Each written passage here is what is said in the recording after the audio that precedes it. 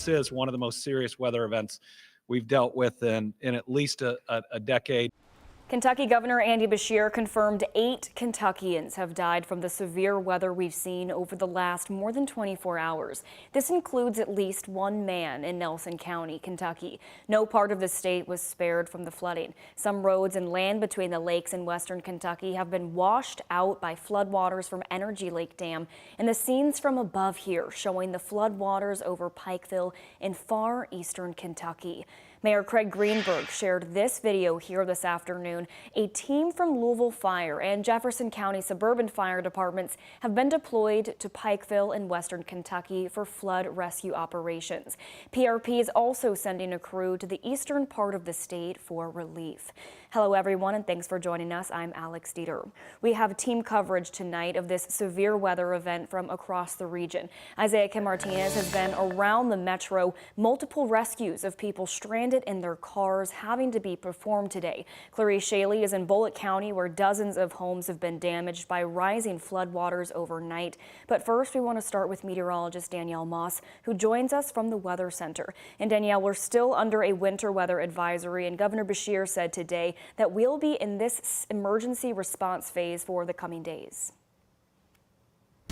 That's right, Alex. The weather is definitely something that we are all taking very seriously. There's been a lot of things happening here in the last 24 hours, and unfortunately, we're not quite done with the snow just yet. In fact, we already have a winter storm watch out for midweek. Here's a look at our current satellite and radar. Across the Ohio Valley, we have a few snow bands that are remaining, and as you take a closer look here at home, snowfall still happening over the last 2 hours. Unfortunately, it just won't lighten up. We are under that winter weather advisory until 7 p.m. There's also a flood warning in effect for some people, so make sure that you are weather aware. We do have that weather impact alert until 7 p.m. when that winter weather advisory ceases. There could be some light snowfall. You need to make sure that you are taking it easy on those roadways. Slow down, especially on bridges and overpasses. Here's a live look into Jeffersonville tonight. It's windy. You can see some of those snow flurries flying right now. Over the next 12 hours, we will be into the 20s. We will start to see some of the snow tapering off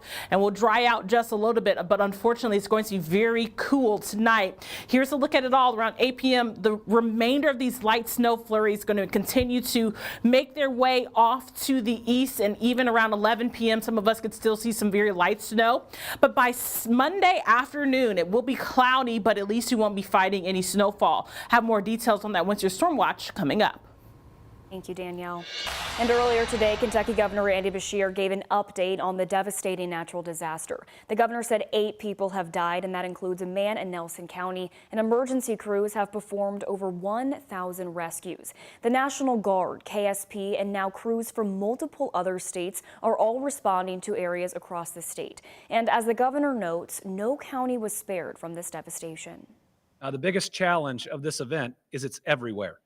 When the secretary called me last night and said, "Where are you most concerned about?" I said, this event is hitting all 120 counties. Kentucky Governor Andy Beshear responding to the state's natural disaster that has killed 8 people, including 1 child so far. We believe this number is going to grow. We hope it doesn't grow quickly or grow much larger. Within the first 24 hours of the severe weather, the state has made over 1,000 rescues. Hundreds of rescues have occurred in Pike County alone. They didn't get the worst of 2022.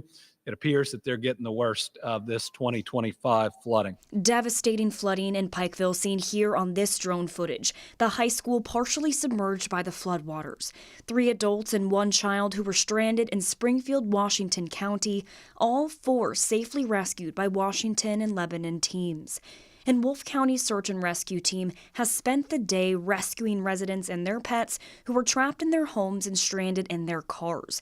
You can see here from Saturday night where an ambulance in Shepherdsville is being towed out of floodwaters. We have tasked Indiana, Ohio, North Carolina, Tennessee with bringing in additional boat teams, swiftwater teams. 300 state roads are blocked from flooding, mudslides, and landslides. About these rock slides, the rock falls, we're anxious about that because it will be a week-long concern for everyone. Sunday morning, President Donald Trump approved Kentucky's request for an emergency disaster declaration for the state.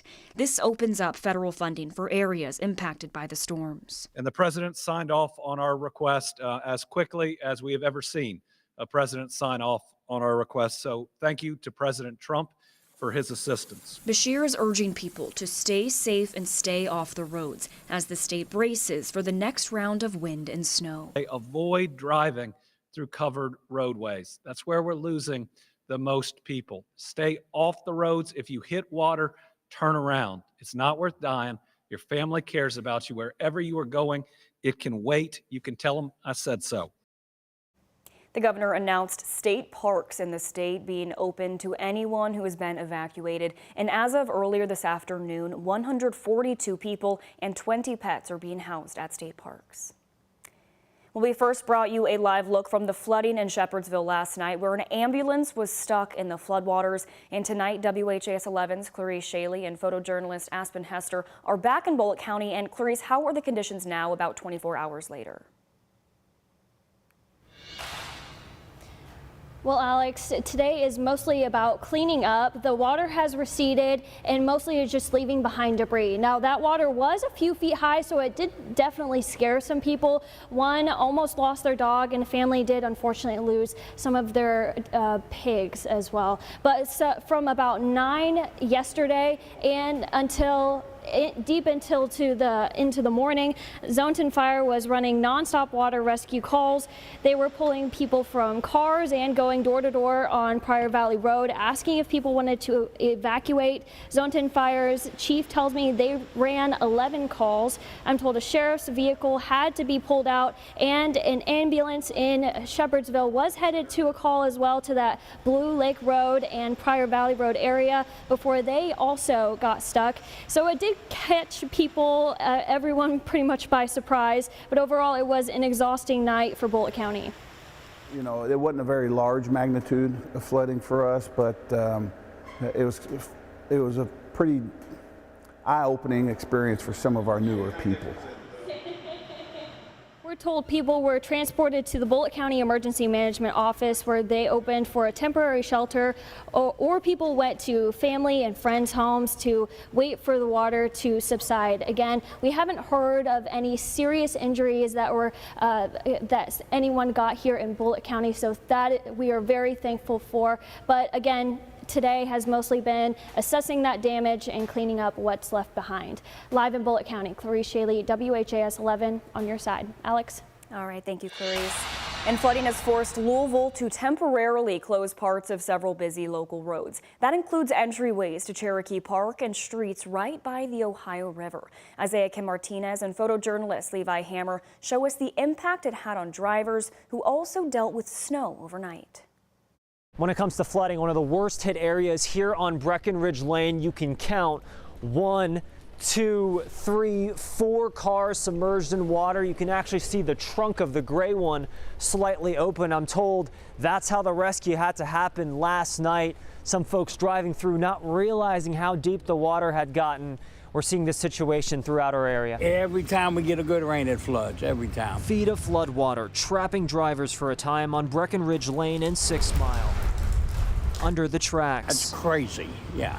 I wouldn't have taken a chance, you know. Water up to the steering wheel of this red sedan. Once they get into the water, it's over the muffler, it's done. The white Honda still stuck after relentless rain overnight. When I got here about 7:30 this morning, you can see the top of any of them vehicles. Roger Cross with Advantage Towing and Recovering, just getting this Lexus out that stalled. It was dark. You can't tell that it's that deep of water. It looks like an inch, and the next thing you know, you're in 2-3 foot of water. The city closing roads across Louisville. Frankfort Avenue near River Road and the impound lot is a lake. Down there, that's where the flood is. Over in Cherokee Park, yellow tape surrounds this car with its back tires unable to move. They felt they could get through the water, but the water's too deep. And in the Corydon, Indiana area, several feet of water also leaving folks stranded. I just hope everybody was okay and safe and got out, got home, got to their family. It comes as Louisvillians like Ed Hootinen, originally from the Northeast, woke up to yet another round of snow in what's been a busy winter season. You heard the rain last night out the window. Wake up this morning and holy cow, there's snow everywhere and it's coming down to beat the band. what a beautiful thing. But back to the flooding, what Louisville is going through pales in comparison to the tragedy over in eastern Kentucky. Hit with the worst of the severe weather. Lives lost, towns like Pikeville underwater, recovery that will take a long time. Isaiah Kim Martinez, WHAS 11 on your side. And new tonight in Louisville, 8 people were injured after 3 buses crashed into each other along I-71 late this morning.